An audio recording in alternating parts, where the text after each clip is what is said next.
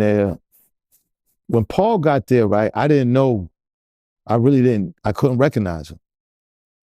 Like he was in the club, I didn't even know. It's not like the club was super big, but I think it had 2 floors. So I didn't recognize if he was in there. Because when you see a nigga on TV and basketball, the first time you're seeing him in a dark nightclub, you're not even gonna recognize him really. Because I didn't.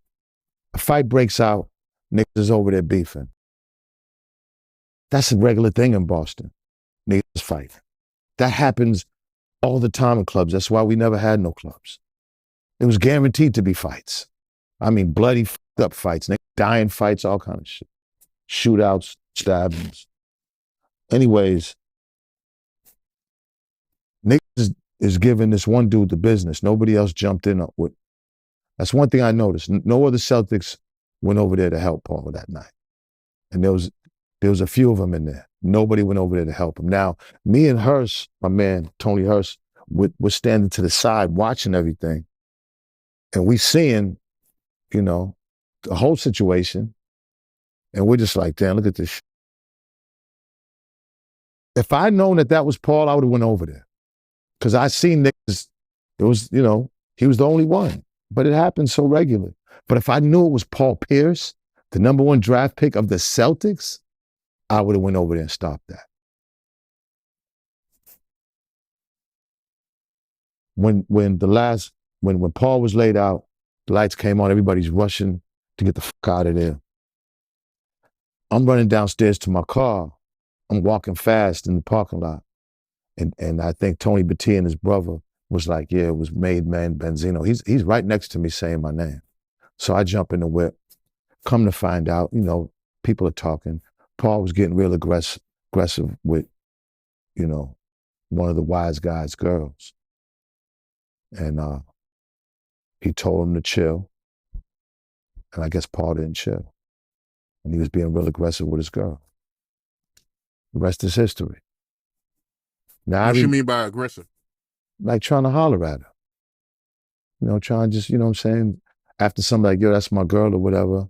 And then, words fly. It happens so much. Everybody by me talking this can see this. This happens all the time. You have your girl with you, some nigga getting to yo, homie, she's with me. You're supposed to only take one time. The rule is you're supposed to take one time. And if you didn't know, that's your time to chill. If you still saying something after that, then niggas have died from that shit. Like graveyards, jails are full of niggas over shit like that. So this ain't nothing new.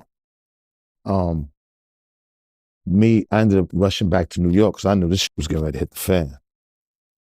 This was all up, every news, every world news. I mean, this was crazy, because he got stabbed up pretty bad. Now, my lawyer said that they went in there, the gang task force with the picture book, and they kept, Paul was on his bed. He just lived, like an inch away from his lung, heart, something, or his lung, something, but he got fucked up. And they kept pointing at my picture and they wanted him to say it was me. They kept telling him to do it. Kept telling him, in his bed. He didn't pick me, but he picked, remember I told you my man next to me? The whole time when all this happened, picked him. He was nowhere near when that shit was going on. We're watching, looking at each other, shaking our head like, look at this shit. Because again, it's supposed to be the Wise Guys record release party. We're watching shit go down. So I had to get a lawyer. So we had to come back. We got stopped at the airport, put in cuffs. Hurst ended up getting locked up. We had to bail him out. I had to pay for a lawyer. Took it to trial. God willing, thank God he didn't get locked up. They found him not guilty. But Roscoe and Trev, Roscoe got like 20 years and Trev got it a bunch of time. And Paul Pierce picked him out. He said those are the ones who stabbed and punched him. Wow. Mm-hmm. Wow. So he told and everything. He told. Now my thing is this, right? I've told the story before without saying that Paul told. Because I want to, but my guys did years behind that shit. When I see Paul do the Steven Jackson and Matt Barnes interview, I thought he was real kind of, I thought he was too loose with it, with his answers. This guy's still sitting in jail for that shit right now. And, for you to be, he should have manned up to his actions, because not only that's telling the truth, and that's some real nigga shit, but also you're going to help these other young guys out here who are in different cities on how they act and their behavior. You got to let them know, don't do the shit that I did. Be aggressive in some other city's girl with a real nigga's chick. Like, don't be he needs to tell that, because he almost died from that, and my guy's got a lot of time from that. So to me, if he's the truth, then he needs to tell the truth on what happened that night. It got swept under the rug. I watched how a city cried for a black man and loved the black man. I watched a racist city feel so bad for Paul Pierce, but hated the fuck out of me. Who told Jadakiss to tell them probably same police that they should have killed me.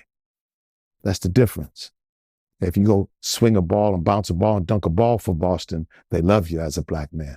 But you in the streets just trying to hustle to get by, they fucking despise you as a black man. Yeah, that's crazy, man. So he was trying to holler at another dude chick, and that's why he got stabbed. Yeah. That pretty much was why. I mean, nobody just, again, it was a place where it was a night of celebration, so niggas wasn't on that shit. Paul just got too aggressive.